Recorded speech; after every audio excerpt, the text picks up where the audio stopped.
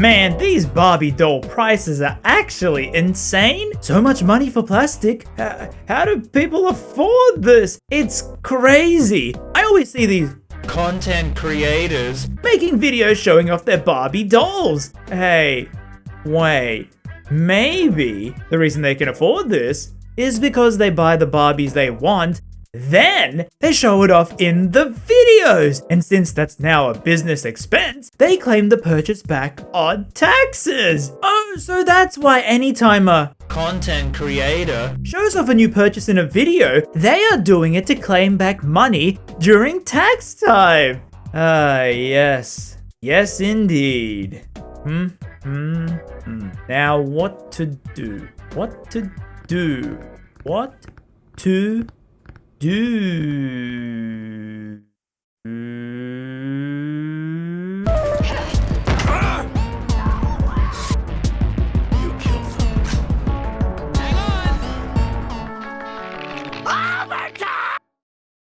Metal Gear Solid.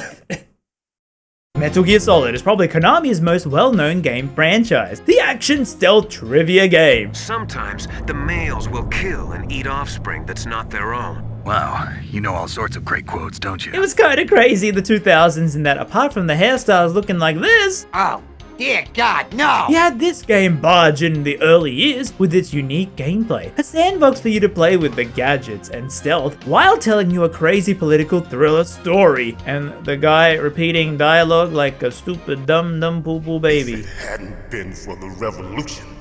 Revolution. And of course, they were clones trying to emulate its success, or focus on one aspect of it like Splinter Cell. Yet if I showed you this screenshot, would you believe that it's from some long forgotten spin-off of the Metal Gear series? You really think someone would do that? Just go on the internet and tell lies? Okay, look, a ton of reviews called this game a Metal Gear clone, and what leads more to that theory is that this game was made by Konami themselves, in the same year as Metal Gear Solid 3! It uses the MGS2 engine! Wake up, people! So then you have on the other hand, Barbie, the highly marketable doll from 1959, which had parents say it was too curvy. So to avoid criticism, Mattel just advertised directly to children on TV with ads like this. Who's us? You potty trained? I didn't need to see that. So with such power, do you think that Asia would pass up the chance to make their own? Where they made their own dolls called Girls to target young adult male collectors, and were pretty popular in that, of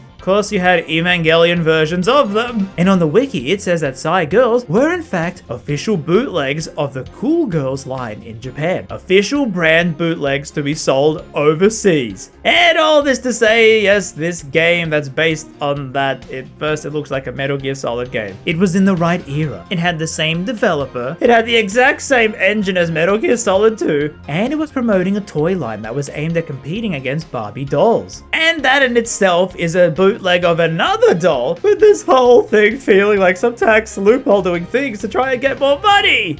Sounds like the Konami we know. Look at that hangdog expression. He's learned his lesson. And all this craziness for me to say, hey, you know in that one Barbie movie they got a white guy to voice an Indian parrot? I taught him everything he knows. Gee, I'm sure glad this oddly specific topic will never be brought up in the video again. So yes, Girls is a PS2 game made by Konami to promote a doll brand. It will all make sense in a bit. But the game is split into 2 discs, 2 ladies, very different stories that connect at points, a story that's... I'm going to the South Pacific because there might be someone trying to do something fishy with the same gene I have. If they've got Zukovsky, don't you think... Look, it's a story, okay? Doesn't mean it was good! But it has you using either guns or a katana to attack many enemies, while running around these locations solving puzzles, and then another side where you dive into cyberspace, where you lose the weapons, get steamrolled a bit, and then hack into the mainframe by standing awkwardly with invincibility frames. What happens when they're over? And if all this sounds confusing to you, okay, dude, I'm a...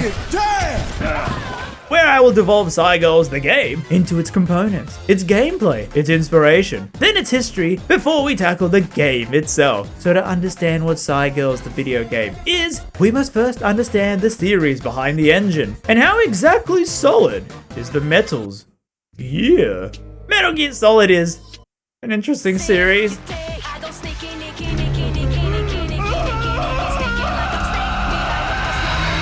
bought this damn $100 edition the month before they announced the remasters.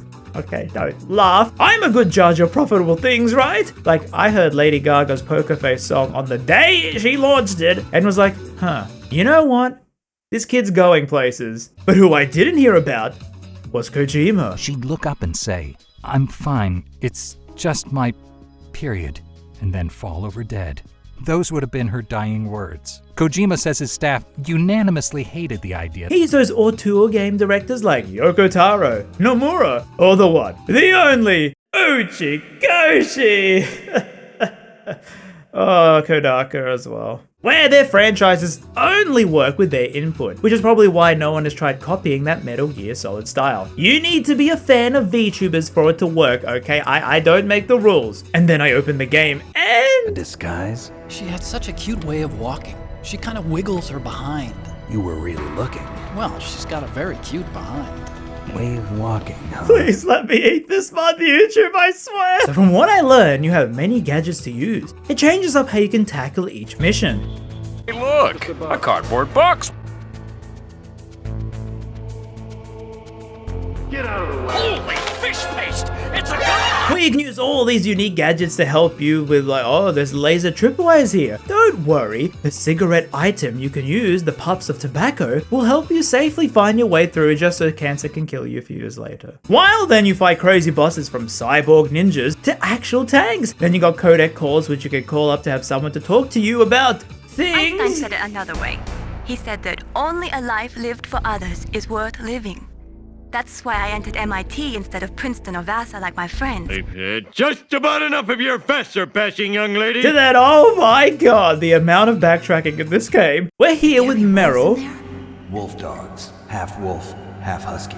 How do you know so much? I ride dog sleds. I'm a musher. She gets sniped. Yeah, she's totally dead. And you're blocked by the sniper, so you need a rifle to go and get it. You gotta go all the way back to find it. To then use swapping the discs out to one bit where you gotta warm and cool these key cards. So you run all the way back, turning up the temperature, putting the card down, then running all the way back to turn it up to cold. So with all this, trust me when I say, you will see all that in Psy Girls. It really did feel like they used a lot of assets and know-how to make this game as a promotion of the doll line. With it having Konami staff who mostly worked on the Yu-Gi-Oh games and later a Gantz PS2 game, which honestly the run animation is very telling. But yeah, checking out their stuff, I found it pretty hard to actually see anyone who worked on Metal Gear games. So I guess the Metal Gear was a specific team at Konami and these guys were told to just use their engine. I mean, it isn't the first time. They reused the MGS5 engine to make football. They didn't seem to have any actual game director on this. It was a team effort by the company to promote that doll line. Not to say it didn't have any creativity or anything, but it's hard to see it as anything other than a marketing type deal, where they want more of their audience to buy the Psy Girls dolls, which were aimed at young adult males. So then to understand that appeal, you have to understand the biggest doll maker, Barbie, and how her games were handled. How would you handle promoting and marketing a doll game to your audience? Game. Load. So in case you weren't aware, Barbie is huge. Yes, over the years, Barbie has had many iterations to try and grab your kids' money only for the dolls to sit in their garages for years since they are sentimental, and then the plastic starts to deteriorate. And of course, it had movies. So many video games. So if Psy Girls is targeting horny teens, how would Barbie handle targeting its demographic with a more educational focused game? Well, why not start with Barbie 1991, which was specifically created in an attempt to get girls to play more games. Wow, I wonder if it worked! Hey. Psst. Yes, you. I want to ask you something. You know the book 1984? Well, how about Barbie 1984? Which Marilyn Annucci said in Run magazine that she also thought that children would quickly tire of the unimpressive gameplay. And you know what? I think I'm gonna gamble and agree with Marilyn Annucci. Hello? Hi, Barbie. It's Ken. Would you like to go to the prom? Sounds like fun. Great. Then Barbie Magic Genie Bottle, which you actually need a physical bottle controller, which I couldn't get working with my methods of old PC gaming, for it to have gameplay that looks like this. No, not that genre again! Or how about when the Barbie's devs saw this and said, oh boy, I sure hope that becomes a good workplace to work at in the future. So Barbie is a reporter. And reporting was way cooler back then. So you pick places to explore and you move forward and collect gems, and every hit you take, you lose your health bar. And my god, the hitbox is so jank. Where you see, I'm making that jump, but Barbie decides, nah, I'm gonna phase through the floor. There is so much lag when you press jump to actually when she jumps. Many levels don't even have music. The levels then have branching pathways vertically. And it's like, this is one of the hardest platformers I've ever played. Why did they make this game? Well, we can't ask them that because the BBC shut them down. To then Barbie Dreamhouse Party, which shows how much power Mattel, the parent company of Barbie, has over Steam. The game has been delisted for years, yet I don't know what Mattel found on Gaben's computers for the link to the game to still take you away from Steam and onto Barbie's very not affordable doll store. Does Barbie know about Half-Life 3? But this game exists in other forms and is actually based on a TV show. Well, an internet show? A show where episodes are uploaded online and people can click like or dislike on them while telling the creator he's insane for talking about Barbie in a video about a PS2 game based on dolls. Oh, have you seen the show too? Okay, I don't have Barbie-sized feet, but I'm just as graceful and elegant as she is. And it's animated really well. Pixar level of facial animation and jokes like, bro, a Simpsons reference? You went to the moon? You haven't? Went into outer space. You've never been? That's my whole shtick! I go bankrupt because of Barbie? Collectors after inflation be like, but yeah, the jokes are actually really good. One good-looking dude. So I cannot wait to find out that the game is an escape room game. No!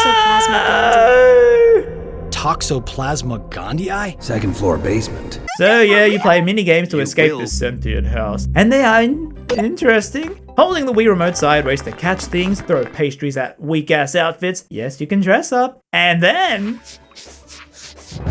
And I found out it's made by an Aussie game studio, who still make games today. Look, it's an emerging market. We need all the help we can get after making Rugby League and AFL Premiership 2005.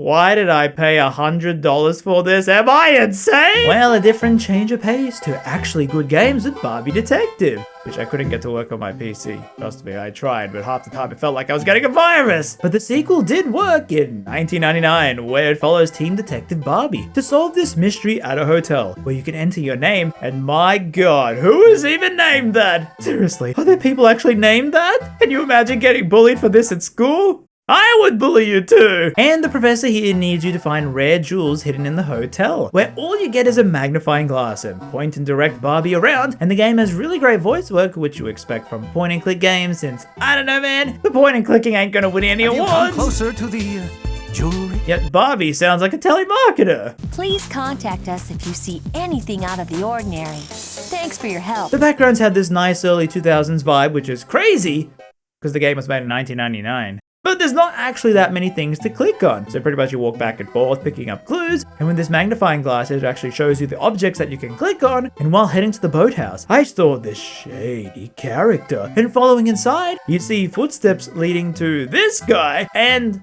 nothing happens. And every time I returned here, that figure would spawn, but I couldn't find out who it was. Are you trying to tell me he is the bad guy? And then I head to the beach, and what the heck is this? And then I entered a maze, and then the game crashed.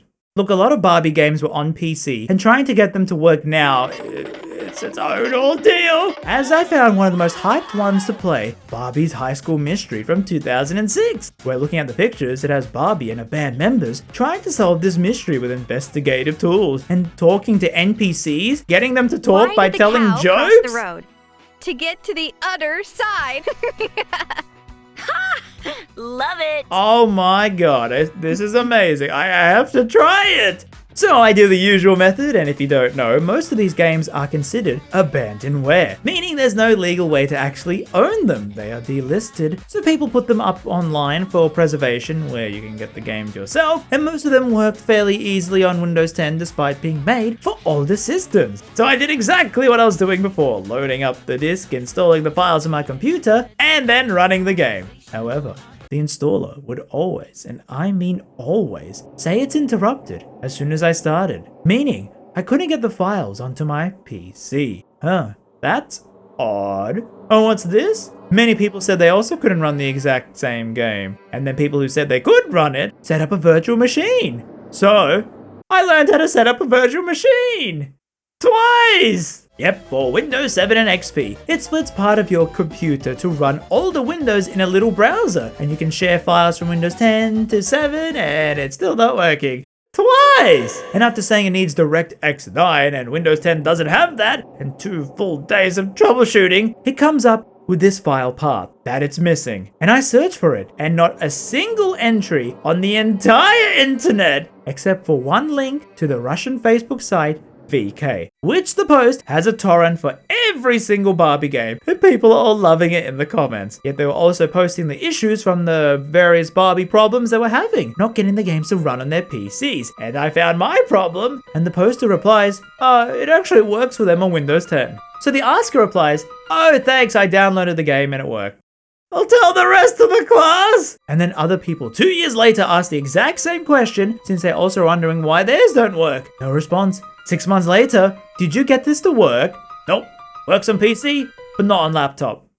Well, tell us how it worked on PC then, Stacy! Okay, maybe there's more comments. Newer ones that ask the same problem. Oh, you actually can't see newer comments because you need a VK account. And the only way to make one is to have a Russian phone number. What's this? There's a Mozilla Firefox extension that has no reviews and says it will hide the pop-up telling you to log in. Oh, so if it blocks that pop-up, I can keep scrolling and reading the comments, right? Well, okay, I'll download Firefox just for this.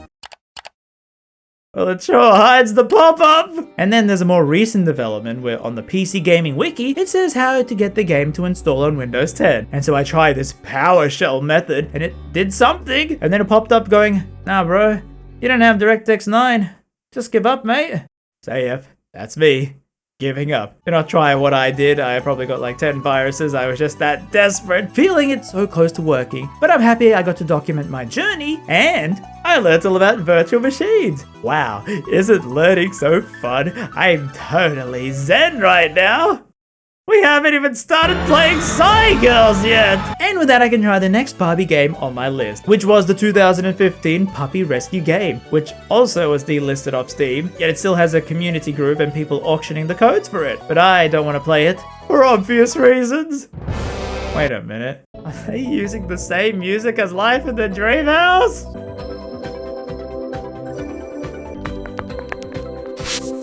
I'm going insane! What even are Barbie games? Alright, fine. Take a step back and let's see Barbie tackle another market. Horses! With Horse Adventure Riding Camp. They came out in the best year to make money.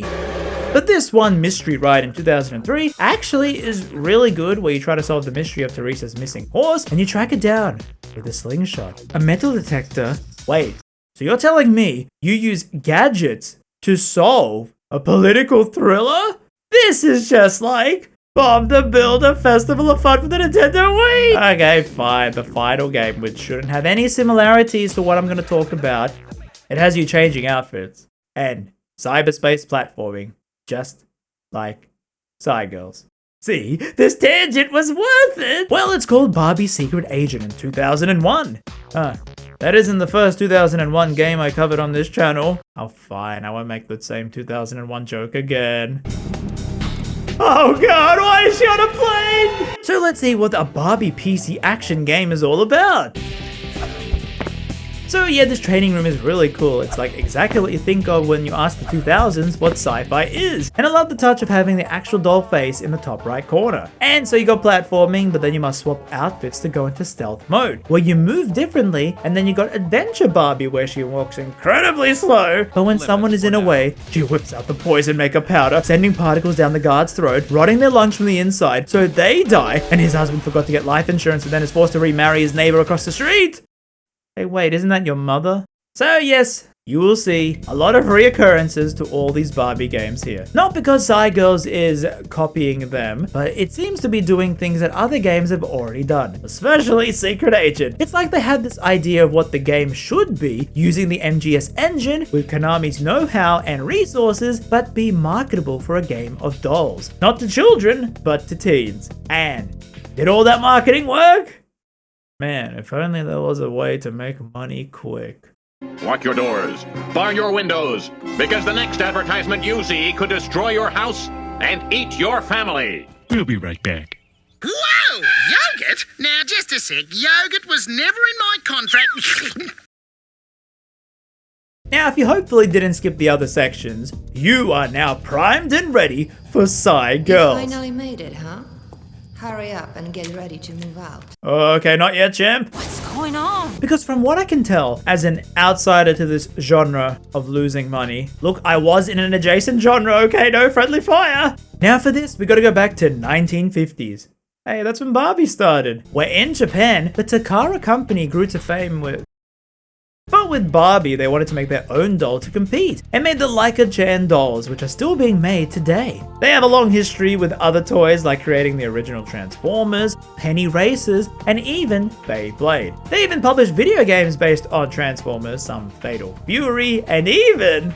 Why is this a thing? They even owned Atlas, yes, that company, for 3 years, but then merged with Tomy, another big toy company. But before this, Takara did an action figure line called Cool Girl, which was meant to be an action Barbie doll with detailed underbits. Now, the only place I can find saying that this genre was targeted towards young male collectors was on this wiki. And yet there's no source, but it has many other facts with too much detail. And so to be very specific on this topic, you know what? I think I'm gonna trust this Wikipedia source. Okay, teacher? Is that fine? I'm trusting a Wikipedia article without citation. Wait, don't block Wikipedia from school. My source of power! See, Barbie was to blame for all of this. Like how they say early prototypes had Barbie doll heads, with G.I. Joe Classic Collection Vietnam nurse bodies. That's not a thing you just make up for the lols! And I can believe they were focused on a guy demographic because when you buy them, they come with a swappable chest to make it bigger. Huh. And it seems like a second revision was where we would see characters that the game is based off. Yes, a lot of these game characters have figures that you can buy. I mean, they were so popular where they even had exclusive collaborations with Evangelion, Perfect Dark, My Shiranai, Ghost in the Shell, and even Batman and Catwoman. Oh, so they can make male figures. I think I chipped a nail back there. These dolls were released globally by the Blue Box International Group, a Hong Kong-based toy company, which would make their own variations on Psy Girls with the perfect body female mold. That aforementioned swappable chest, that's what they're called. Perfect body female.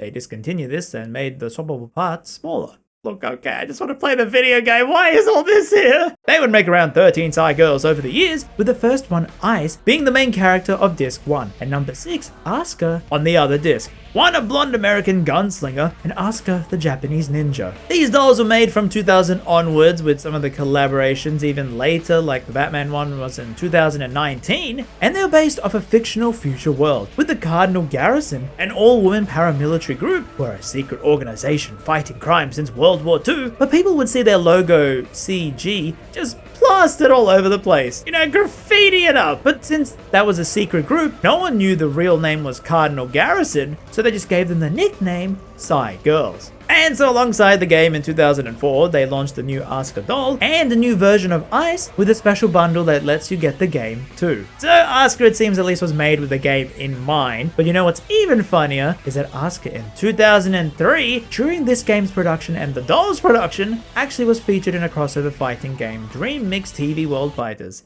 before this game's existence.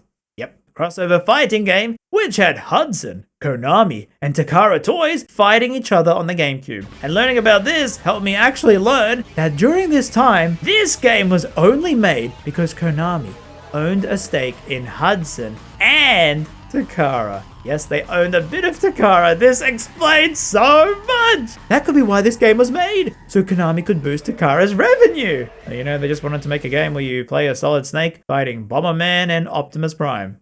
Yep. So then in 2002, Konami announced Psy Girls for the PS2, releasing in 2004, surprisingly in a few months between each region. That's unheard of for the game back then, having all regions released in half a year. They announced the game with cosplayers at E3, and footage from the era showed it was definitely targeting one demographic. Look, it's the new game with the same engine as MGS2, but now Hot.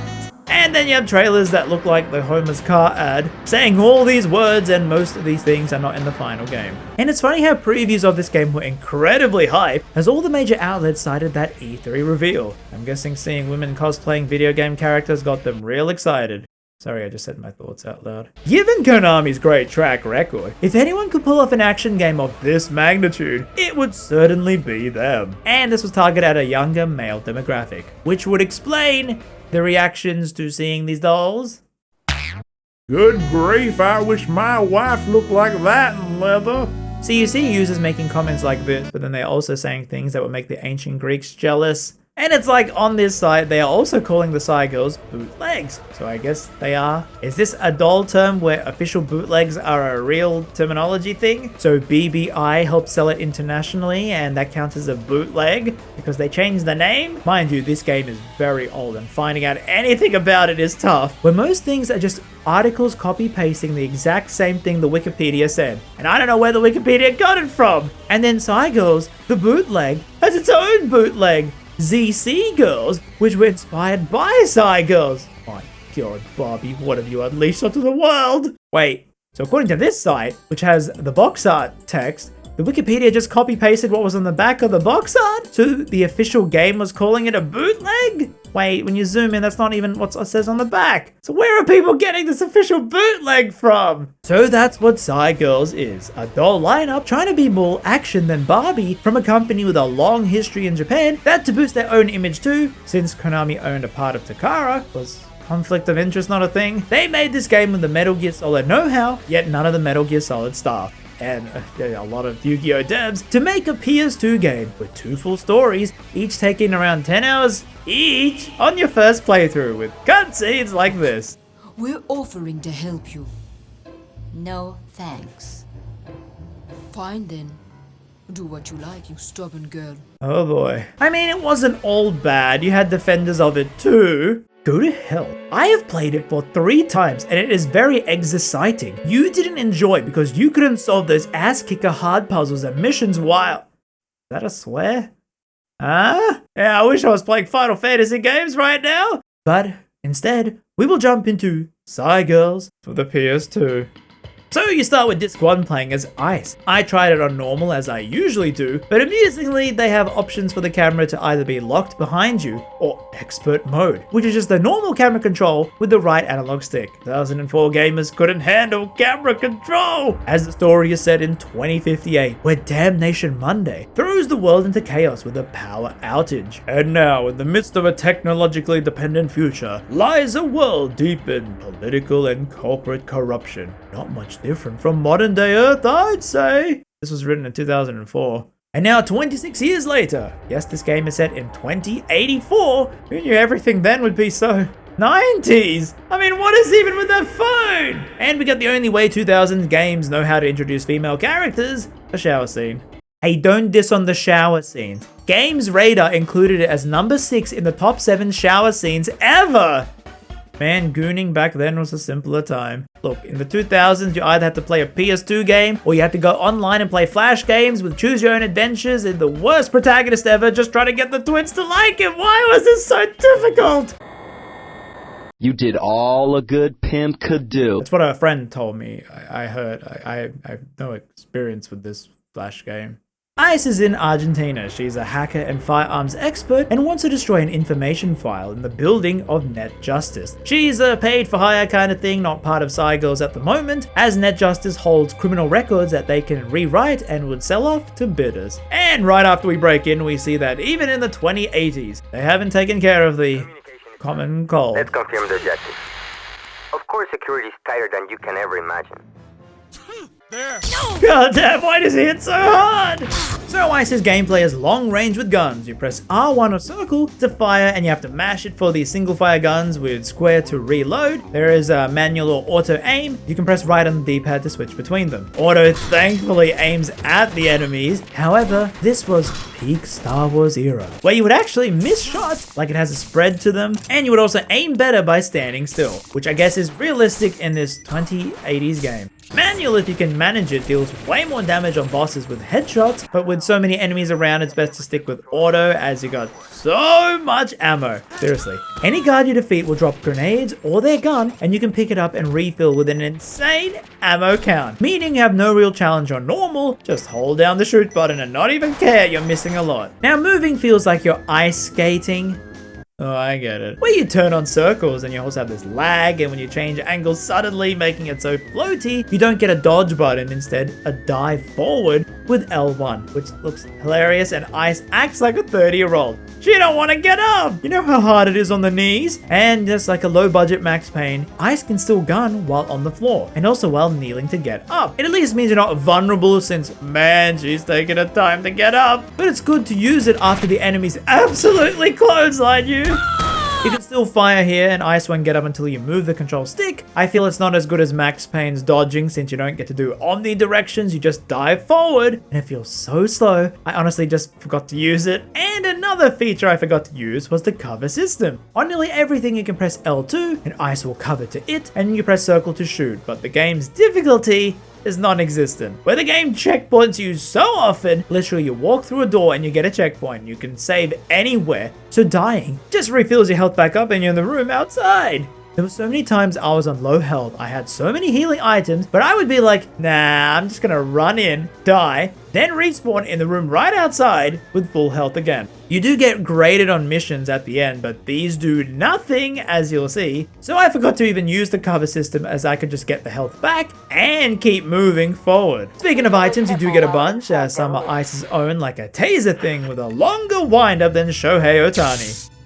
Is that a good baseball reference? I don't really watch it. I'm more of an NFL American sports guy. But you can either pause or equip them, or just scroll up and down on the D-pad. Pressing triangle uses them from grenades to key cards you need on doors. And a lot of these items are used for puzzles, as that's a big part of the game, the puzzles. Where you will have to unlock some room in the level to find a puzzle thing, which means so much backtracking, so then you gotta find clues on the puzzle to solve it in some obtuse way that even your grandmother, who is good at the New York Times crossword, would have trouble with. Look, I asked your mother, and that's what she told me. She's having trouble with them crosswords. Why don't you call her? Like here, I picked up this bomb 14 minutes in, and I didn't need to use it till 1 hour and 8 minutes later to blow up this wall. Even though I have grenades, you need this specific bomb to blow it up. If I didn't have it, I would have to run all the way back to go and get it. I will praise the sound effects and UI of the menus. It's really sci-fi, with it looking like Metal Gear if it was in the far future, but with that PS2 2000s feeling of what they think that looks like. You do have a map, which never helped when it was up here, but you can press L3 to have it overlay, and then you can also pause to have a proper map which has these objectives, but oh my god, these are horrendous! What am I even looking at here?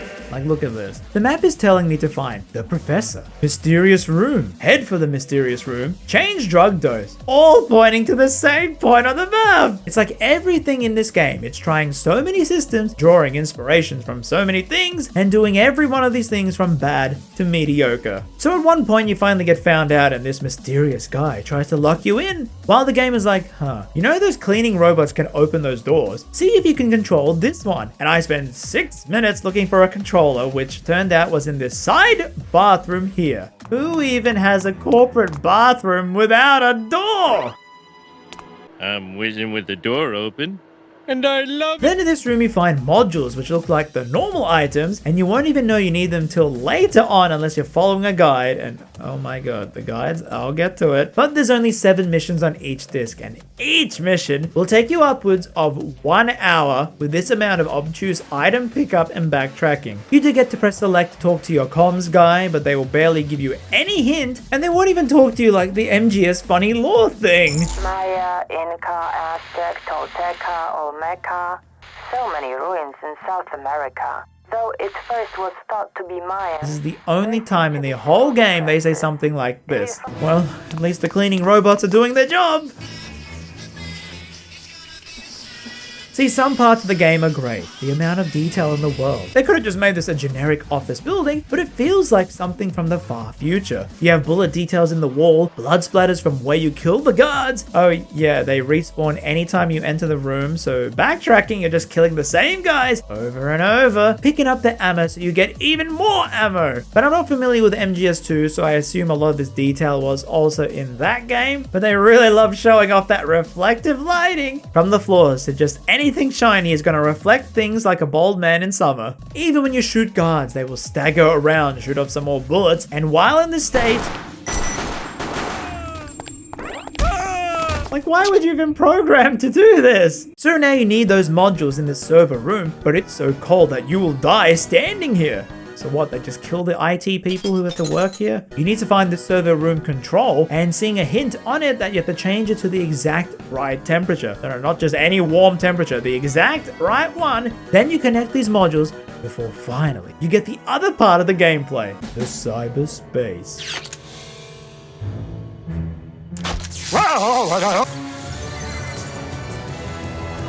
Now, as someone who loves sci-fi and cyber chase, curse this Matt's edutainment show, I love this piece of garbage. It reminded me of that one level of Final Fantasy 13 too.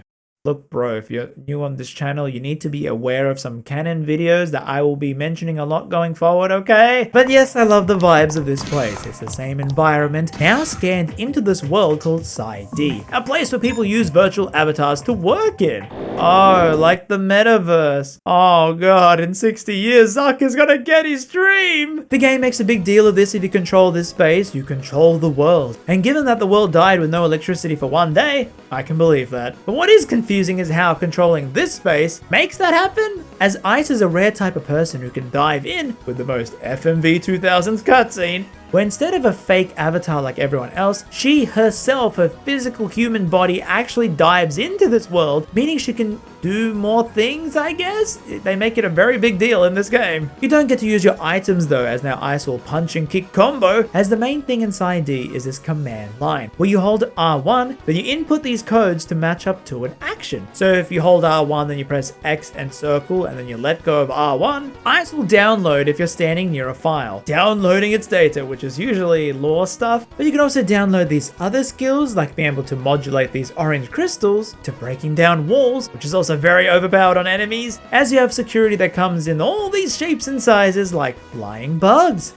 other things, Mr. Krabs, and they always stun lock me! However, it's honestly best to just ignore them, since you also have a 10-minute timer to do all your things before the pain of being online for 10 minutes kills you. But you will be backtracking a lot here. As you're meant to usually in this game, go in the real world and then find that you're blocked, dive into cyberspace to find that thing to unlock it, then go out, continue on, and also in cyberspace to get out, you have to always run back to the starting entrance point. You're going in and out, in and out. So in missions, you'll often have to enter Psi-D 3 to 4 times for different objectives, just to further add to that backtracking. However, some enemy appears, but this other girl just frees you, and you go back into the real world, where you got the files you needed, and you go to escape, but now you have to fight a helicopter! Cinematic parallels. And you can only use this rocket launcher in the room upstairs that you had to know beforehand to slowly finish it off.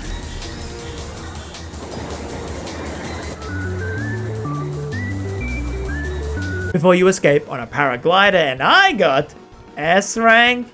You crazy? Yep, the ranks don't care how long you took, it's based off how many cool shots you do. What are cool shots? I have no clue. But since I was backtracking a lot and killing so many enemies, some of them had to be cool. So we see Sancho, who is our comms guy. FBI, open up!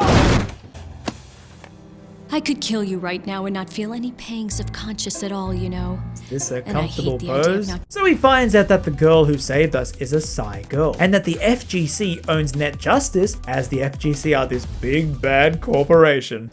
What? And you sent me in there without telling me a word about it? Well, the FGC God, is I the love these greediest, 2000s effects. looks good, babe. Babe is Yeah, I don't think this game was targeted at the Barbie demographic. No, Sancho! So Ice gets kidnapped and thrown into an Argentine prison. Any idea how much work it is cleaning up after you all the time? Just don't forget who made it possible for you to buy a house on a civil servant's salary. Now, it's actually hilarious. On my first playthrough, I had no idea what this plot was and kind of zoned it out of my head. But when I'm watching this for editing, it actually makes a lot more sense. Like, this guy, you later fight him, he's part of FGC, and this girl was actually an undercover side girl that you meet later, who puts you in the cell, hides the sunglasses, which is what you use to talk to her. It's just in the moment, a lot of these things just feel confusing because you don't know who these people are. And then I thought, oh god, is this another convoluted cell thing like an MGS1? Like, I legit thought I had to pretend to be dead so the guards would check up on me, just like in that game. Oh, it's in Argentina because diving and football. Psy girls free us and direct you how to get your weapons back and to free the other prisoners to cause a distraction while you escape. I mean, not like the guards care since you killed so many of them on the way. And here I forgot to mention you do have a jump button, but Ice at 23 years old acts like she's 33. Because you know, no one over 30 can jump, as this is a standing jump and you have to hold forward a bit to do a moving forward jump, which reminds me so much of Arabian Nights in the worst possible way. And it's even worse because you have to push this block to jump over this ledge, but it only goes this far, yet you need a running start to jump onto the ledge, so you have to run on the box. Thankfully, she will auto grab it. Oh my god, this jump is just gonna get worse and worse as we go on. So pretty much the gist is that Raven here, as part of Psy Girls, directs you to get your guns, which you then use to kill guards and find out where these prisoners are. And to free them, you need to open their cells in Psy D. But you have to spin the rooms by shooting these pads to connect the path up. So for example, from the Psy D terminal in the middle,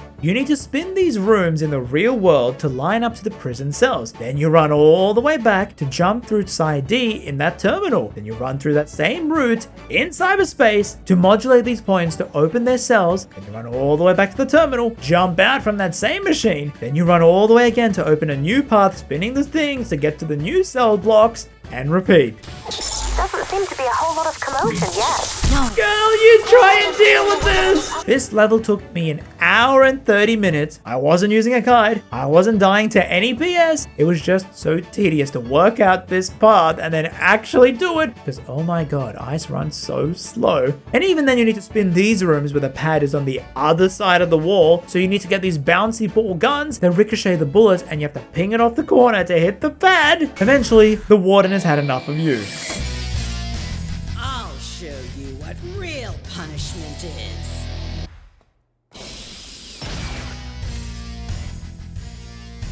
I don't know how you got out, but I must say, I'm impressed.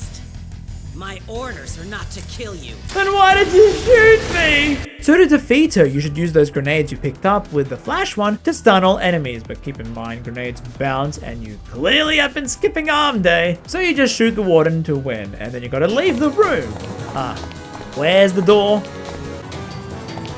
Bro, how is that the exit? So you're gonna push this block to climb up this ledge, which I don't know how you would know this normally. However, a tank with this metal guy from the FGC burst through, saying to go with him. Ice doesn't trust him, and now you're gonna run towards the camera, shooting back at the tank.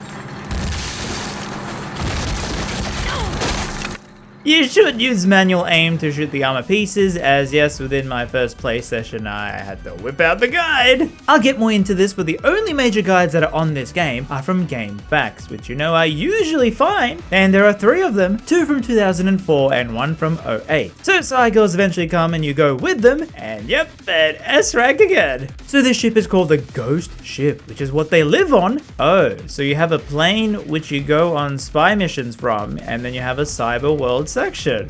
Please, Barbie Secret Agent be released before 2004. That would be so funny. Yes! Yes! Definitive proof, another inspiration. Just kidding. The results of your putting that ability into action are 45 warrants for your arrest in 17 countries. That's quite a record. And wow, if you're arrested in India, you face an immediate death penalty. Man, they really are hyping up this India level. We will give you weapons, and you can use our vehicles as well. I find that hard to believe. And we pay bonuses. Oh, easy there. So Ice gets roped into joining the Psy Girls because she's all about hustling that dough. And now they want Ice to free this doctor who's in the ruins in Peru. But the FGC is here and now begins the biggest puzzle map where you gotta get the scanner machine to read the language here in room 1. But to get that device, you go downstairs, you find it, then you gotta go all the way back up to scan that letter, then you need to go into cyberspace to decode the letter, like how in FF10 you need to learn the language with each letter, but with 10 billion more steps and no funny sad laughing.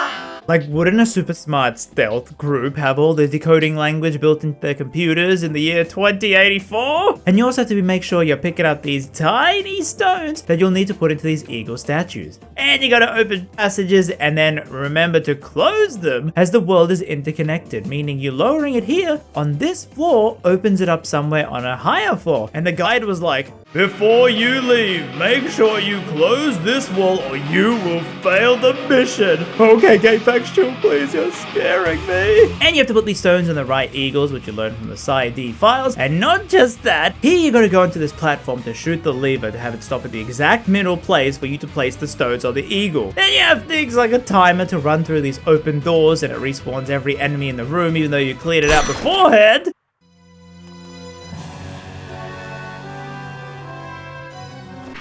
Just surrender! Just surrender! Bro, I'm dead! This was also where the Game Pack Guides was tearing at the seams. Look, it's a valuable resource, I love the site, but when one is from 2008 and is formatted like this for a 3D game, it's very hard to follow. And the older one from 2004, which has spelling errors and sometimes completely telling me the wrong room, but there's not much else because when you check the other sites, it's the same 3 people uploading their same guide to the other sites. Were guides that coveted back in the 2000s? I mean, actually, there was a whole market for them, so... And it's funny looking in hindsight because the only other 2 reviews I saw of this game, they also said they couldn't beat the game without a Game Fact guide. It's like everyone was shaking heads that you need to use guides to beat Psy Girls. But even then, it can be pretty hard to follow. I know they're trying their best, and I'm trying my best, and Ice...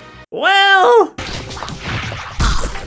So you get this obtuse puzzle where you find a mask and you gotta put it on these statues each time to stop them from rotating while you're spinning one of them, which spins the other ones as you eventually gotta make them all face upwards. It's not hard like a lot of these puzzles, you just gotta brute force them and you will get it. It just takes so much of your time to do these small tasks. Keep in mind the target demographic are probably waiting for another shower scene, so I really cannot imagine a lot of people beating this game. This is only the 3rd level too! But no, I will beat this game for you.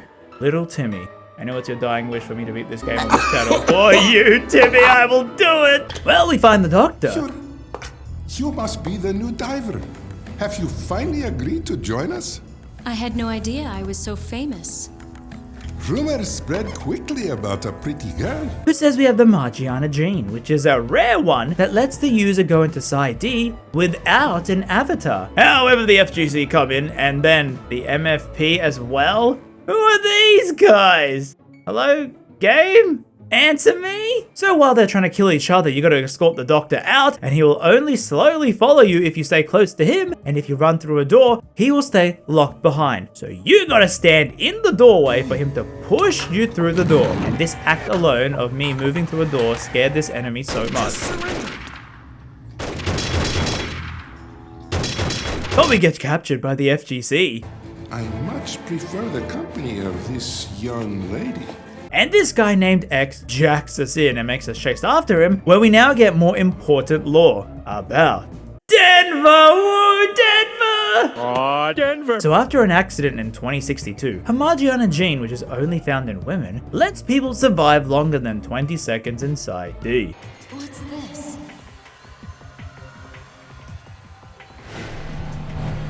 It's your... As MFP capture X revealing that he's an android. You're a Psy girl, aren't you? The Brat Brigade, get lost.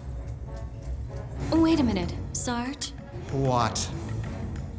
Has anyone ever told you You have really bad breath. It's like, they are so close to the charm of MGS's writing, but it misses the mark. It's like Saturday morning kids cartoon, but without the whimsy. It's like raunchy 2000s anime dub, but without the raunch. It's just somewhere in this middle ground where it cannot commit to one genre or style. Games in this era picked one demographic to target and they went for it. You want to tell a deep cyberpunk story? Go for it! You want to be funny? Well, be more funny! You want more horny? Well, I don't know, I doubt this is exciting anyone! So we learn X was made by the MFP to fight terror, and now they're gonna decommission him. Equipped with self-establishing artificial intelligence. A one-man army. I saw something like that in one of those flat movies from the 20th century. So why are there no flat movies now? Hello? Come on, build more of your world building! As we then see X in MFP's helicopter where he, breaks out and then kills the MFP off screen. They don't show it. As the Psy Girls have another job for us in Spain. We are like, no thank you. I'll go if she won't. Teacher's pet. But no, the client we have to meet is specifically asked for a blonde American. What, are wigs not in fashion in 2084? It has to be a blonde. What kind of a job is this? And so in Spain, in this palace, which looks like it's really not from 2084, where they're opening the FGC Spain branch and we whip out the dress. The Barbie game did this too.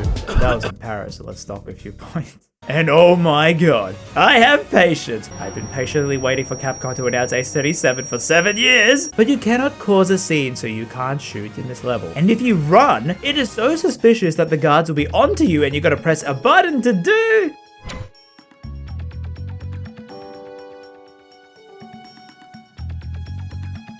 Yep, showing a little makes the guards forget why you were running. God, we men are stupid, am I right?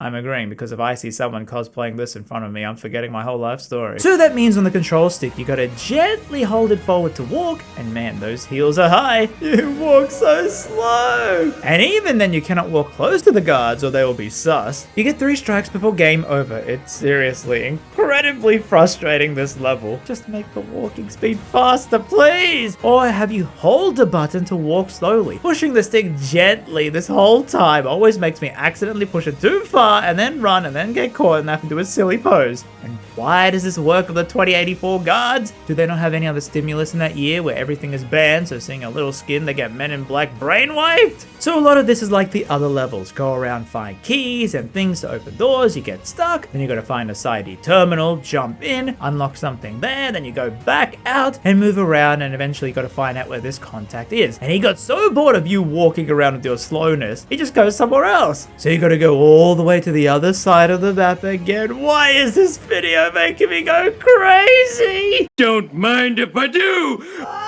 As we meet the informant. I like oriental woman, but a white woman smells very sweet. Oh god, no, why, idiot, no! Take a shower when this job's over. You smell a bit of sweat. Man, that's not even a good fake accent like a poo. So apparently this guy has super speed, like he has brain augmentation because of cyberpunk? Hello? Come on, world building, help me out here. Yep, this never explained why he can do that, but an explosion sets him off. What was that explosion? I don't know, and I still don't have what I came for. Wait, so how is she getting the speed of ice if there's no camera looking at her? Come on, I'm not nitpicking for the sake of it. You set up this futuristic world. You're not a comedy game, you're a serious story game. You could have like a little drone that shoots out of the glasses to look back at ice if you want that face call on Discord. It's like I said, they try out these ideas, but it's just so half-heartedly trying them, and they don't go all in with that idea. 2084 is 80 years from this game's development. Surely you could have thought of more futuristic tech? So Ice then rips off a dress, meaning now she can run and kill the guards. But then... You? It can't be. Huh. I didn't think there were any ninjas still around in this day and age. And I sure never thought I'd ever meet one. Hold it! You're both on the same side! Yep, this is ASKA from the other disc, who apparently also works for Psy Girls, so you just move on your separate ways. So we find Puri, who says the whole thing was a distraction. FGC is actually hard at work in India, where they are building a space elevator. 5 Finally! Some cool sci-fi concept! It's this really neat idea where you can build this super tall structure and because of gravity it just stays up and it would cut the need for rocket fuel that you could use to launch things into space. So FGC is building one of those in India, but before he can give us the data, some ninja guy kills him. And we need to jack in to find those files on his computer. We then learn that the doctor was the one trying to make people with the gene be able to survive longer in Psi D, as well as giving FGC cloning material on the Marshall Island. Oh, so that doctor was pretty evil, huh? But that's not the end, as after 40 minutes of stumbling around trying to escape this place, I finally leave and we tell the Psi girls we're going to Marshall Islands since they seem to be doing something to the genes we have. Hi, guys. Hey, you! Great island, huh? Know anywhere a girl could get a cold drink? Throw down your weapons. Hey, what are you doing? What does it look like? Feel like getting wet?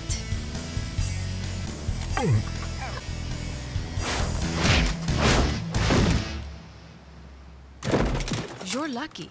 Most guys don't get that far on their first date.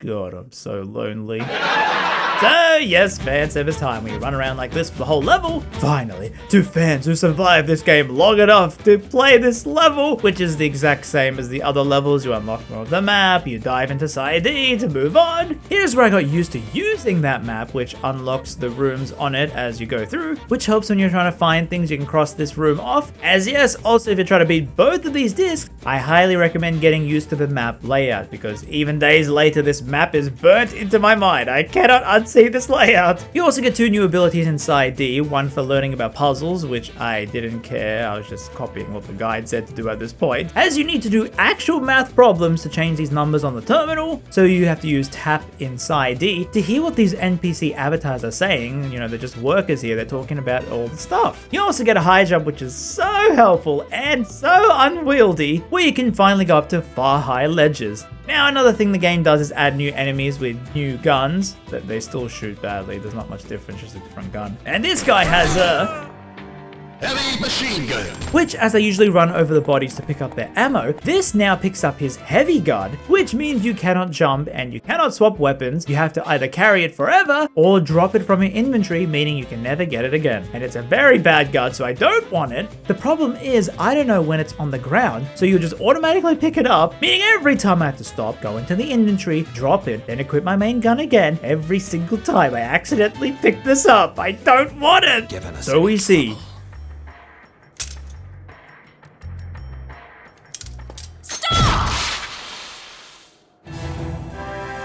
You're really bad at your job, Ice. I'm not going to let you get away with this. You're a pretty aggressive rat, aren't you? You've come for me. Now I can go home. I don't think so, old man. If she resists, you can kill her. As we fight these ninjas and... The operation's a complete failure. Wilson got away. Wilson? Was that the other guy from the first level? How did we know his name? You've never mentioned it in the whole story before. I mean, I know it now, but the game will just do these things where you think, wait, is this part of the doll's lore that I should know about? Or the game is just making things up as it goes? I'll let you be the judge of that. Well, the doctor is fine because he's... a robot. Why do they need me so much? To be precise, it's your genes they need. You really like talking about genes, Naomi. So he reveals the goal of FGC. They want to transmit electricity to the Earth from the top of the space elevator, you know, set up headquarters there and power the Earth supply from it, as they are so high up that no one will be able to stop them and they can control the whole world's power supply. Because humans just gave up on solar energy in 80 years. And they want to control Psi D so they can control the cyber world. So if they understand how to replicate the Margiana gene from Ice, they can control that by having the humans monitor the place instead of limited avatars. Although, I don't know, man. Your security avatar seems to be handling it pretty well. Well, where the hell is he then? So Flame, our handler, goes, okay, before you leave, you need to blow this place up to stop those clone soldiers being made. Oh, so that's why they have infinite soldiers respawning. They are clones who feel down bad sometimes. And don't worry about the doctor who helped all the cloning and the evil FGC. What? No, he's not in any trouble. He learned his lesson. Look at him. And we will never see him again. Oh, Raven, you open a route to go underground. It can't be. A hidden entrance leading underground. Bro, you just told her to open the entrance underground. I'm working with these insane ladies. Please help me. So this big guy locks it down and we gotta find him in another loopy mission area. More side D, more picking up that machine gun. When now you gotta do a new thing as Raven gets poisoned. Raven, can you hear me? Raven! You gotta sell it. Remember, your Raven! is what gets you your next job. Snake!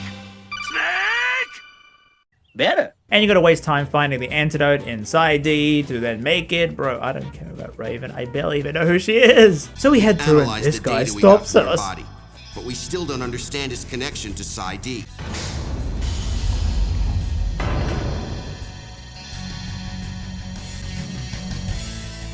They're your genetic sisters. We copied the data we got from your genetic analysis. But it didn't work. Not only can they not dive, they aren't even pretty. Oh yeah, because that's the most important thing, right? And he runs off to leave you fighting your horrible clones. And this fight is waves of them where they spit poison, try to dive onto you, so you gotta take them out quickly before the room becomes hard to walk on. Sort of like that Catwoman level from my earlier video. But I didn't realize this until now. Yeah, the auto aim really doesn't do that much damage to bosses, so if you play this, I would suggest trying the manual aim and hitting their heads. I think it'll make it much easier. What's this? This is insane. So we gotta go with our team, hiding behind cover, dying behind cover. The destruct procedure cannot be halted without the express consent of FGC President Alan Wilson or a vote of the Board of Directors. So I'm expendable, am I? Damn this company! Your remark in disagreement with company policy has been noted.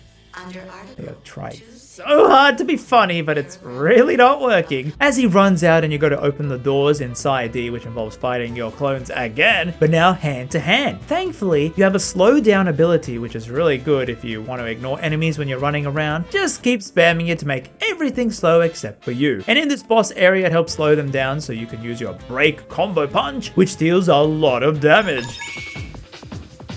Watch out, watch out, watch out, watch out! Oh, this break hitbox is so stupid.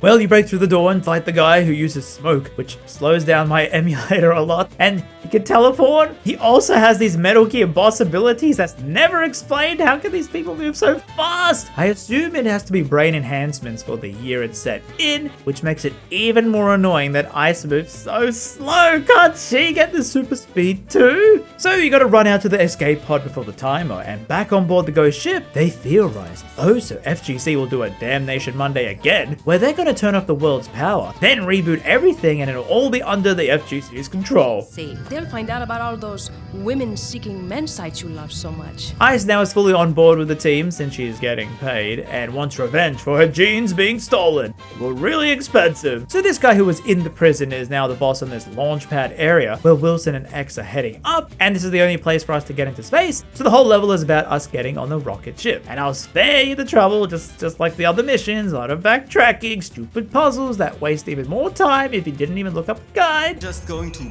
bust in here and steal a shuttle then? How old-fashioned. Sorry, I don't have time to play. Oh, don't be like that, honey. I'm lonely. Let's have a little fun. I'll have to bring a little souvenir with me, but I will be the president's right-hand man again. Why does this guy remind me of Revolver Ocelot?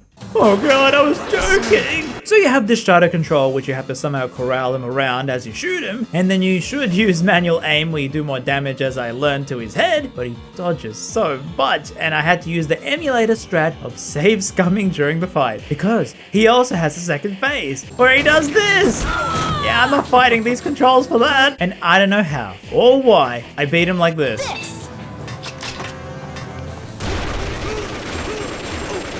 Like, the auto has never done this much damage? Did I just glitch him out or the game felt sorry for me? However, that's not the end as he comes back in a mech, which is very easy, just dodge his free hand and shoot before getting on the ship. Q.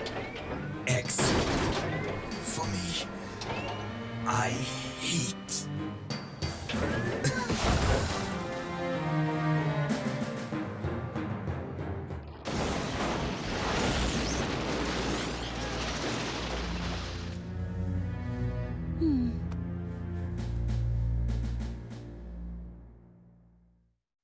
Come on, Ice. Even Snake had quips to say. That takes care of the cremation. So now in the space station, you got these laser guns, which are very strong and look very cool. As you got to get into each section of the station, doing the usual. Then in this room, turning on the servers, then it flips it all around and you fly through in 0G with the worst controls, and those same servers again. You don't get any dialogue from the Psy Girls. It's a very lonely mission. I do love the spaceship vibes though, the stark whiteness, even inside D here, contrasted against the super blue purple highlighted outfit. And after 1 hour of that, we find the two bosses. Surely even an undercover MFP investigator gets bored with play acting sometime. Once I've made sure what your scheme is, I'm going to put you under arrest. What? It was MFP the whole time? And why did you kill your entire crew? I mean, we didn't see you do that, but you made a big effort to break out and they had their guns trained on you. They said they were going to decommission you, so they would try to shoot you, so you killed them? They were on your side? And then bro was like, I don't know what your schemes are, Wilson, but I'm still going to arrest you. What schemes? He wants the electricity. We know this already. Why are you so bad at doing a job? So Wilson somehow has a bullet shield and he knew how to swap X's chip out earlier and now makes him obey. I, Alan Wilson, am going to rule the world with the space elevator. Oh dear, the MFP is monitoring my evil scheme. But once I reset the whole world, there won't be any record of my crimes. And all I need now is this girl. So we fight X. Well, you definitely need manual aim because, oh boy, look at that headshot damage. Where he does this crazy laser attack, you just gotta shoot. Sometimes he's invincible, the other time he's not. It's a lot of trial and error. Where now?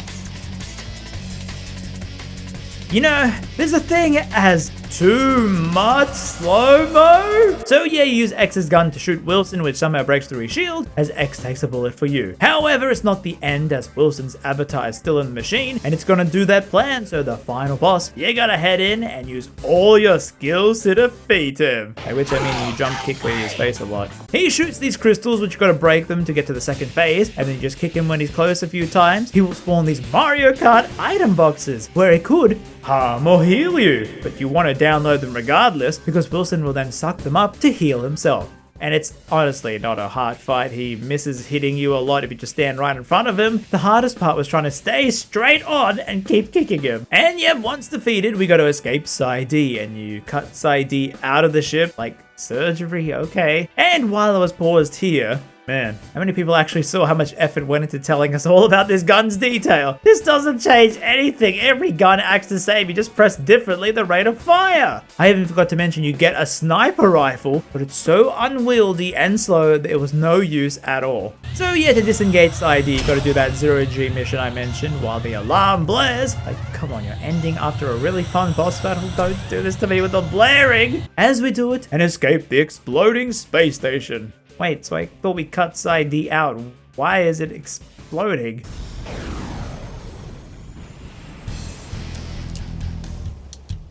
Okay, here's the situation. Now the justice part of the FGC group has information they have still managed to keep hidden. We are informed that it's hidden in their Calcutta office. Your mission is to dive in and grab it. Oh no, Psy D's still a thing, as they tease a sequel that would be set in India. But we are done. Oh, that just kept going, huh? The Ice Disc is an okay game, bordering on not fun. It's like I love a lot of little bits about the world they're trying to build upon this doll line, because look, this is the description of the dolls when you buy them.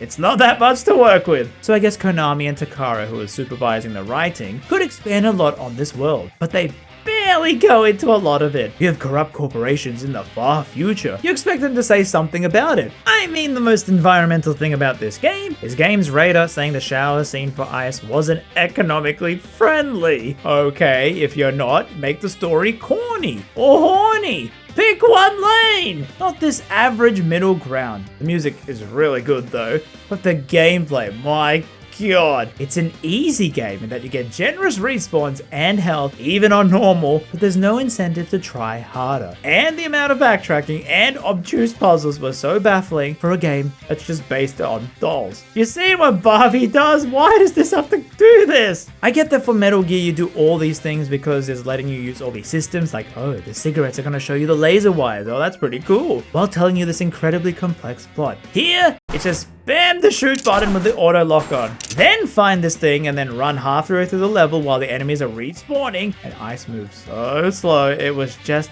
not fun, a lot of it. I think I was more amused by this game's existence, seeing what it was going to show next, from the stereotyped voices, to the dated mission structure, to other game mechanics that they could have done a lot better. You do, however, at the end unlock an extra mode, where you can pick any levels to replay, but you can also play now as X. The cutscenes are still the same, it's just funny if you pick him, because in this level you can just shoot the guards. But oh no, flirting mini game. And yeah, it's like if you want to be overpowered in the levels again, you can play as Ice with the other outfits and guns. But yep, that's not the end, because even on the PS2's insane gig disc size, they included another full game on disc 2. Yep, I would have to do another 7 missions all over again, another different story to get the true ending. It's gonna be worth it, right? So what difficulty am I gonna play? I'm playing on easy because you. So we start as Asuka, where in Japan we see her and her brother.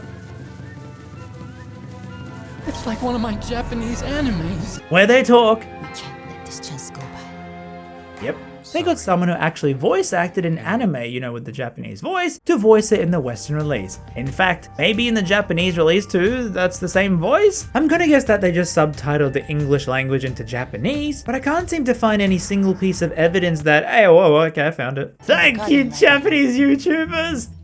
I'm going to meet our agent inside. Yep, I was right. And with how long dubbing takes, we would wait months for games to get Western dubs. That's how it was in the 2000s. So the fact that this released so quickly worldwide in 2004, they just used one dub and shipped it out. I mean, Konami seemed to be doing that a lot with Metal Gear as well. I guess it also helps when these characters are more international and they have accents. We're gathering information on M&A by FGC.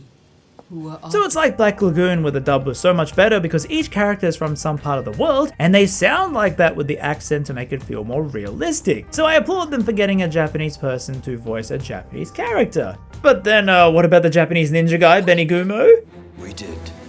We've been looking for you for a long time. Or getting an Indian guy to voice the Indian guy? Buddy, I'm right here, I'll do it. It's just amusing because in 2004, I wasn't expecting them to care about who voices who. But then you look at the voice cast and oh, these are a lot of big, well-known dubbed names now. Back then, this was before any of their big roles. They mixed in with these people who don't have any other credit to their name, apart from whatever this is. How did Konami pick these people? I guess it's that thing where you apply for any role when you're just starting out, which is why you can always see these big name dub people they were voicing in these questionable anime back in the day. What? They just said yes to any role. It's like how I'm watching Monk for the first time ever. It's a super old show, and I'm literally Leonardo meme going, hey, wait! It's him! It's her! What the heck is that Ashley Johnson, the voice of Ellie, Last of Us before any Usually fame? just has us start in the kitchen. Who's her boss?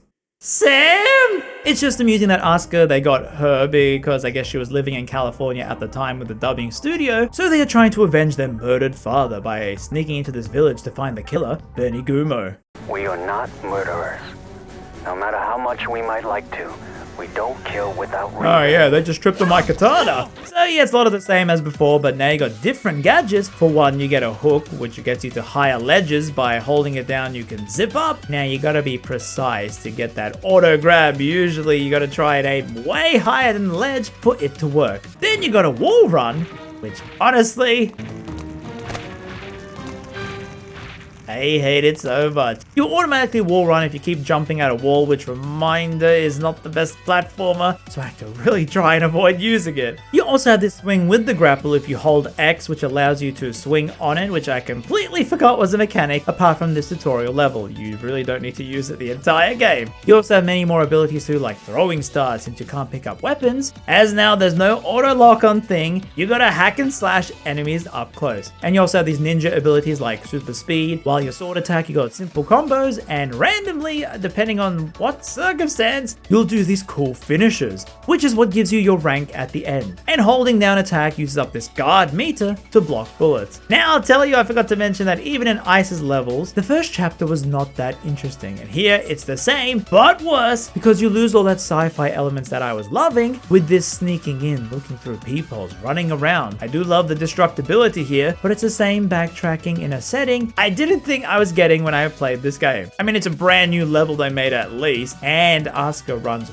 way faster, so it wasn't a slog, but yeah, I was really zoning out of this and was just following a guide to a T. You also learn more about the overall lore, like how the electricity comes from space. But okay, so your brother gets captured and killed by Benny Gumo, who wants you because you have the Margiana gene and he works for the FGC. I also realized this later, but he's that ninja in Spain from Ice's side. But Psy Girls blow up this place and grab you, where we learn that you actually worked for them but ran off to avenge your father. They grab you back and this is Kofi, your handler. And they are like, okay, go and do this for us, ASKA. She's like, no, I need to honor my father. And then it just turns out the place that both of them wanted to go up ends up being the same thing in each mission. Like ASKA will say, oh, I need to go to Paris to avenge my father. Psy Girls will say, no, we need you to go to Paris to do this thing against the FGC.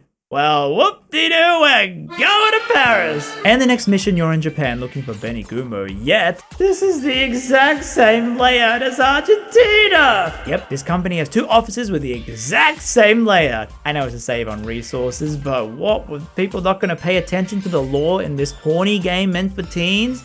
You haven't seen what I can do when I pay attention! And what broke me is, okay, it's cool, you don't redo the things in the level, it's very different. Like the lore here you learn, it's something about Operation Black Moon, about 2 ninja children, which is probably you and your brother. But it's also like, to progress here, you need to now find 16 cleaning robots, and some of them are hiding and you need to use a remote to make them come out of their hiding spot so you don't know where they are. Like, why so many? I was broken here. This video, the topic, the rabbit hole, the Barbie. I felt so defeated. Now I gotta do more busy work all over again. And I actually thought I might just give up on this disc. It'll have the same ending, right? Nothing new. I could just quit right now and no one would know. But no, I really gotta beat these games for the video. I can't be a quitter now. Little Timmy, this is for you! So I pushed on. It also didn't help that my neighbor woke me up at 4 AM talking loudly in his garden to not wake his family, thinking he wasn't talking loudly, yet it woke me up, and my god, I was irritable.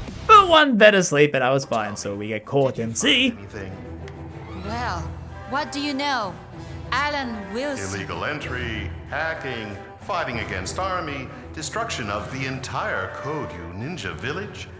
Everything's marvelous. You're quite the killing machine, aren't you?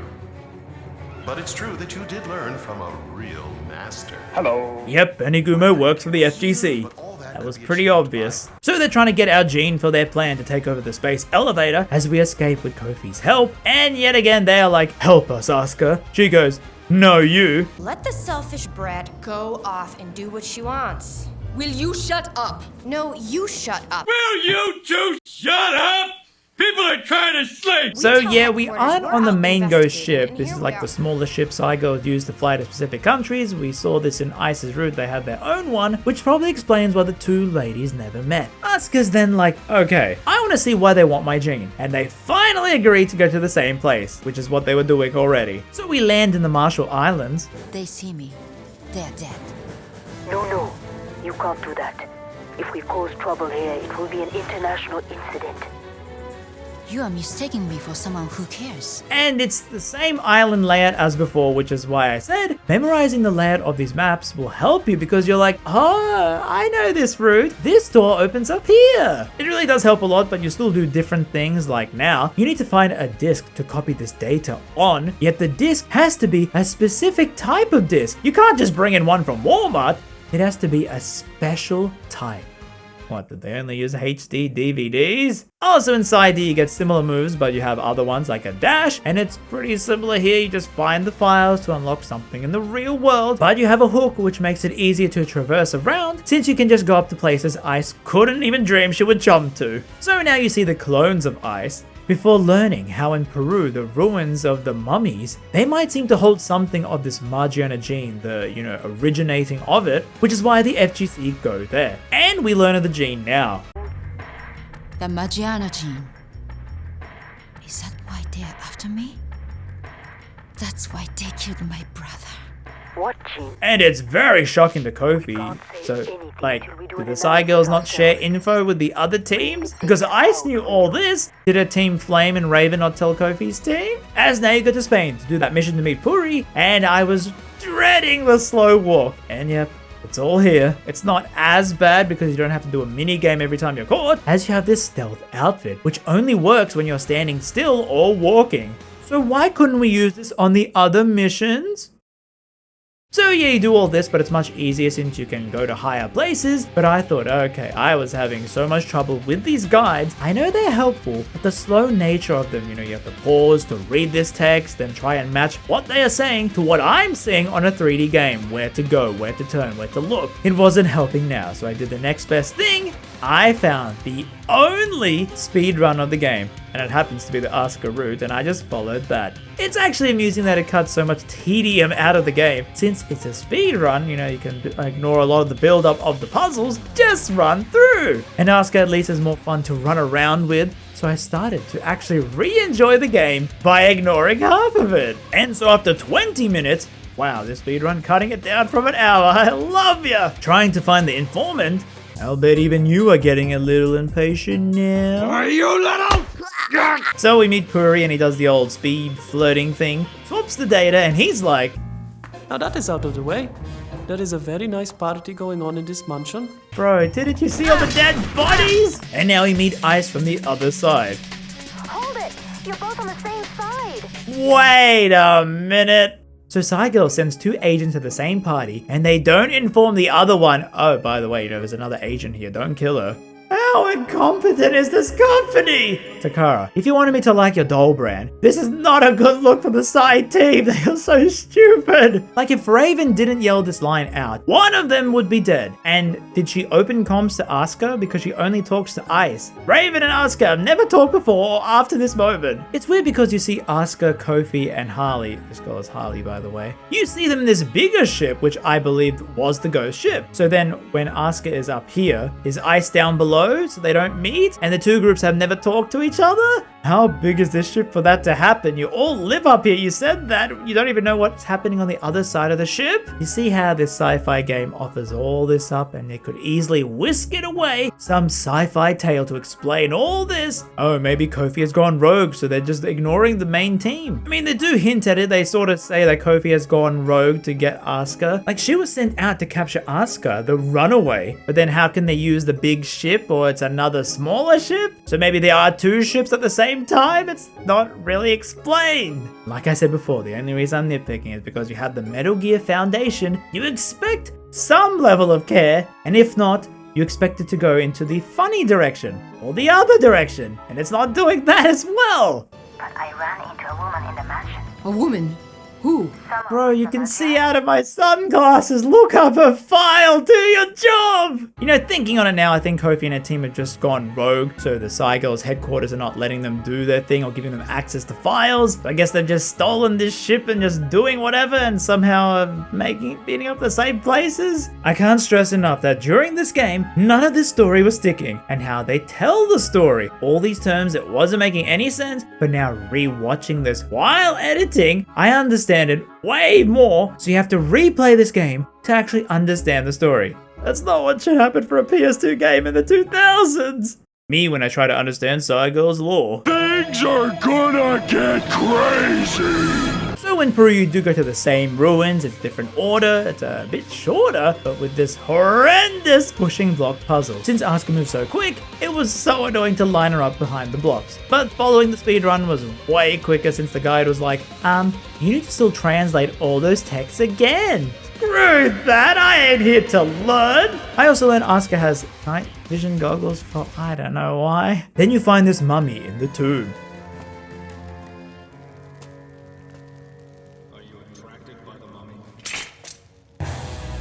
So yeah, I think this is like ASKA's ancestor who gave her the gene. Then I don't know how Ice got it. Oh no, you're... I see. What are you talking about? Your mother was... What? This bit confuses me because, you know, she says she has the gene, we know she has the gene, so what more is there for X to tell her about? I suspect X did the same thing, you know, before he got conked in the ruins. He was like, I need to tell you something. And even he sucks at his job. Like, the only thing important about them is the gene. They both know it at this point. What more could X want to tell them both? Please comment down below if you know. I did skip the optional files inside D for ASKA's side since I was following a speedrun, but it really feels like they have no impact on the overall plot. So you escape at a block by the FGC, yet X goes and kills all the FGC here and gives you the key to escape. I guess he's sort of like your friend because you told him you're not part of the Psy Girls, you know, since your thing has gone rogue. And he goes, oh, okay, that's cool, and just kills the FGC, which he's trying to, you know, infiltrate. Doesn't that blow his cover? What's going on? Look at this. The FGC sent this to you. What's going on? So Beniguma shows us that he has our mother to make us go back to the Marshall Islands on a different base, but they just reuse the same layout as the ice route, you know, it's for the above ground bit, as now the other Psy Girls are gonna come and help us. And we find our mother who... What the... So she's roided up and tries to kill us. Just use the flashbang and stabs her because she's invincible otherwise. And the explanation on this? I can't believe it. It was a trap. I'll never let them get away with this. When will they tire of these games? If they want to play games, let's destroy all the data available at this facility. Operate the production line to dispose of the unfinished clone soldiers. When able, you must destroy all the factory programs. If you do that, it should cripple FGC. Hello? Was this our mother? Was this after she died in Ice's route? Because she seemed fine then, just dead. So they brought her back to life as a zombie? You're never gonna explain that again, huh? So you have to run through modulating crystals, including this place, where you gotta open the walls by breaking them, and even the guide was like, bro, I don't know, I did trial and error, I don't know how I did it, you figure it out. And we find Kogetsu, our brother's avatar, and have to fight. And he explains how the real him was used to create fighting avatars, when they then wanted to also use ASKA. So he fled with us, which is why I guess when we were babies earlier in the file, they were training us to be scanned as avatars. FGC then killed our dad and blamed Kogetsu, so he vowed revenge, bringing us along, but then the FGC found out that we have the gene, so they wanted us for a different reason. It's like they wanted to use ASKA for one evil thing, but were like, wait, we wanted silver, but now we found gold in your genes! Do I look stupid? Why did you have to do all this? Why did you have to put your hands on my mother?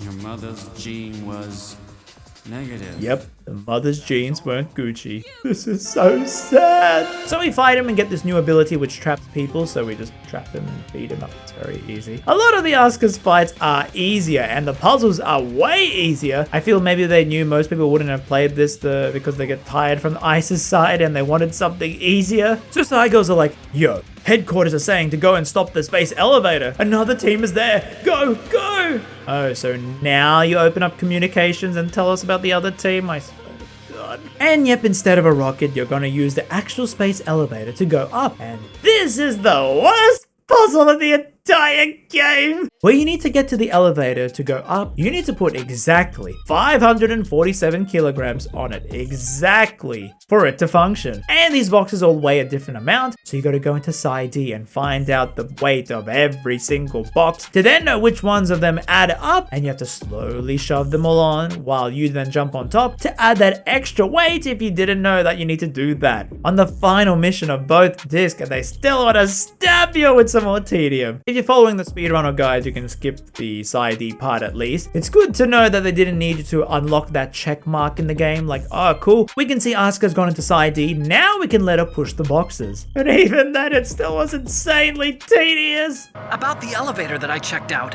it's really strange. It was like someone was intentionally holding it. When you were riding on it, did the weight limit warning go off? Merci. You saved my life. where Kofi tells us more about the elevator and that, oh, it was gonna have solar panels to get giga electricity from high up. So to understand more of the overall story, you did have to play both routes. Well, I mean, you don't have to play both. You also don't have to eat that ice cream. But you're going to. It's your little treat. Go on. Enjoy the calories. So you get stopped by this boss, Raj Kumal, the engineer with a mech, and he's so fast, you gotta destroy the servers to slow him down, then you whack him. It's another incredibly easy boss. And the armor? I don't know. Doesn't it join anywhere?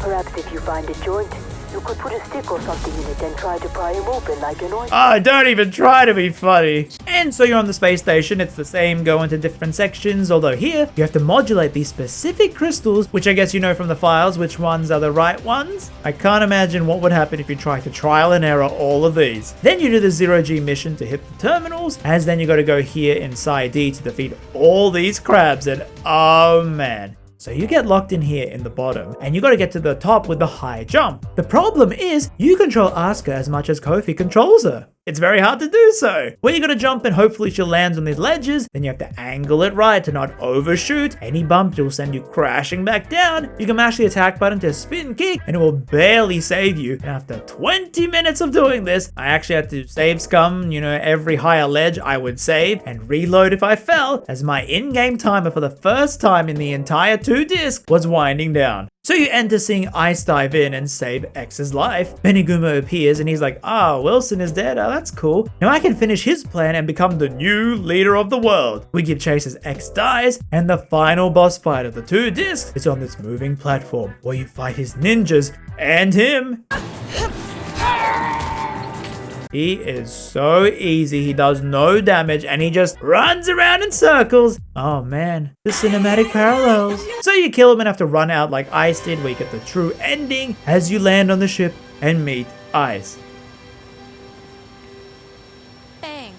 Bruh. So then a punishment for deserting the Psy girls. I don't know, I think the scene is trying to say Harley changed the file to just suspend us from duty, which then allows ASKA to visit her family's graves, and then fight more ninjas? Benigumo is dead. Who are they working for? As the game ends. And yep, even though I got individual worse rankings than Ice's route, they still say I did a pretty good job. There's literally no point to even trying with this game. And you get another bonus mode where you can play as Benigumo, but also Kofi, which is pretty hilarious. Okay, now you try and go in the field. And so that's ASKA's Disc and the game Psy Girls on the PS2. Oh. That just kept going, huh? ASKA's route is more interesting in that she's more fun to play as her movement is better. You got more opportunities to zoom around, jump to ledges. There's way less puzzles, and yet she has the worst puzzle in the game. Her story doesn't feel very sci-fi. It feels kind of out of place. There's no fan service at all. This is not the time for sunbathing. Like, at least Ice was doing what it said it was gonna do. You were getting sci-fi and fan service. With ASKA, it's like, I don't really get what this route added apart from a different gameplay system. I mean, it was flashy and stuff. Was it to help sell the new doll in Japan with a new gameplay? You could have just, you know, put both characters as alternate missions in Disc 1. You know, first one is Ice, second one is ASKA. You cuts out some of the tedium, and I think you would have had a much better received game in a good era of Konami. And what does ASKA get out of this? Her memory is that she is a bonus character fighting Optimus Prime. Maybe it was worth it all in the end. You know, it's funny when Barbie games were so scrutinized, like take Barbie Supermodel in 1993, where the PC game looked like this. You old people make me sick. And it's like, I have no idea what to do. You drive to not crash. Then you get mini games which have you matching outfits, and oh boy, I know I can match them, but it's not letting me. And then actual critics called this game an example of the lack of difficulty common in video games targeted towards girls. Difficulty? Buddy, do I have the game for you? Psy Girls is not a good game. It was a marketing push by Konami and Takara, which Konami owned a stake in them, and the only reason they sold their stake in the company was because they were unhappy with their performance. So one could be led to believe that maybe Konami made this game to boost Takara's sale of the dolls. You know, using the MGS2 engine, get those Yu-Gi-Oh devs out of the Yu-Gi-Oh dungeon. No game director, just do whatever it takes, and maybe make a game marketed towards horny teens with trailers like this, and hope their MGS brand held up. Like, oh look, you know, it's using the same engine as our most recent MGS game, you know, the popular thing. So it's like MGS guys, but now it's got Wowee mama! But no, it disappointed fans of MGS who thought it could have had some semblance of story or political intrigue. The pieces were there, the plot of corrupt corporation trying to take over the world, people wanting someone's genes, but they didn't even try to add the lightheartedness like MGS. You know, things like the funny joke or when they just talk about insane things at times, and the few times they did try it, it just fell short. Even on the plot side, I am only learning things about this game when I am reviewing the footage, like the whole Kofi going rogue thing, and I'm still not even sure if I'm correct on that idea. Then you have the Barbie side to this, where okay, you're competing with Barbie, your dolls, you know? So you're sort of competing with the Barbie games. That's the only reference point. Doll-based games. And they are fun despite being targeted towards a younger audience. But this game isn't hard. It's tedious. So no kid's gonna sit down and play this after the first few hours. From what I can tell, most people who remember playing this, they just played a demo disc of it and never actually played the whole thing. And I mean, so much of this game, the Barbie games have already done. You got the cyberspace, the dolls talking to you on a monitor, spy missions to different countries. I guess you're playing this then for the MGS gameplay, which is so watered down and adding so much tedium. I know MGS1 had tedium, but this is on another level. Like even, you know, with Barbie's Secret Agent, the music, you know, they put some effort into it. It's really good, as they have actual different versions of each song depending on your outfit. So when you're sneaking, there's a sneaking variation of that track that just seamlessly plays. This is really cool! Okay then, so if you're playing this for the fan service, as the game's promotion and the dolls would lead you to believe, you see the comments from people on the dolls back in the day, I guess that one swimsuit level on ASKA's disc is the only one, and then you can use that outfit when you replay her levels? ASKA has nothing, so there's barely any fan service in disc 2. So why would fans of the fan service enjoy this? You know, checking it, a lot of people called this a game that's a mix of MGS2 and Charlie's Angels on the PS2, and apparently that game did the fan service thing way better. Imagine, a licensed movie game does the thing you're trying to do better. Let that sink in! You know, maybe I should play this game. Look, I'm not opposed to it being a fan service game that existed for years. I have a video on this very channel about a sci-fi game that's incredibly horny. So that's what they wanted to do. Go all out with it. And it would have been memorable in that aspect. Okay, no. Go all out with the entertainment factor. Make it like a Barbie game. Have fun with this doll idea. No, make it like an MGS game and go all out with that idea. Make it memorable as this cool spin-off MGS game that you didn't know about. But no, it was marketed as a fan service game, and no horny teen is gonna play this game with this amount of tedium. I guess now I know to never complain about backtracking in a game after this. It's like they saw that MGS1 had it and were like, alright, having backtracking makes our game good, right? So let's pump it up! I guess I was just fascinated to see how Japan would handle a game based on selling doll toys. And by a company who was in its prime, remind you, MGS3 released that very same year. This wasn't bad Konami yet. I can only recommend Psy Girls if you somehow have the dolls and want to see them emote and gesture a lot. It isn't the good PS2 2000s game that you think it would be from its caliber. And my goodness, the amount of Metal Gear bits in it to things from other games. It's trying to do all these things uniquely, but it doesn't hold up. But you know what the funniest thing is? I think I actually would like to speedrun ASKA's route sometime. Yep.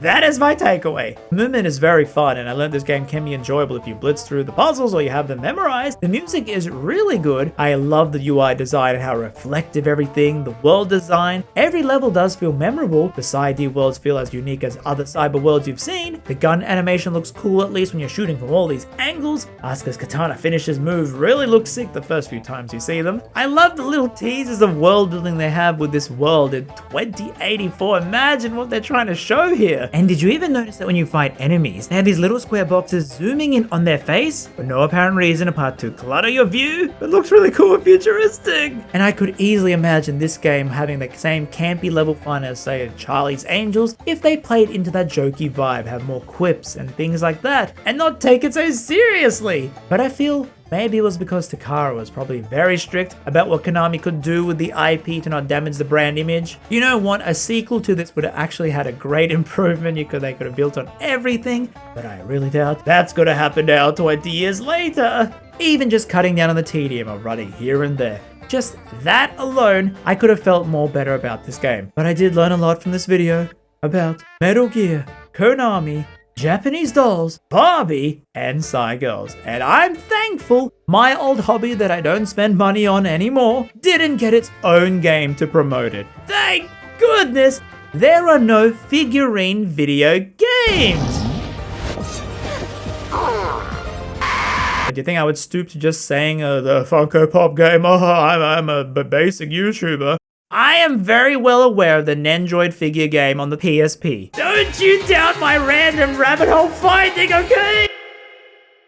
And that's it from me. Thank you for existing to watch my video. It means a lot. You could also do things to help me out, like maybe subscribing or like the video. And with this being around 1 year of this channel, I want to also say thank you for supporting it. I cannot wait for next year and beyond, as there's so many odd games and nostalgia I want to cover in depth in my goofier way. So I hope you enjoy. There's plenty of other videos to watch in the meantime. You can also follow me on Blue Sky and Tumblr for updates. And until then, I shall see you all in the next video.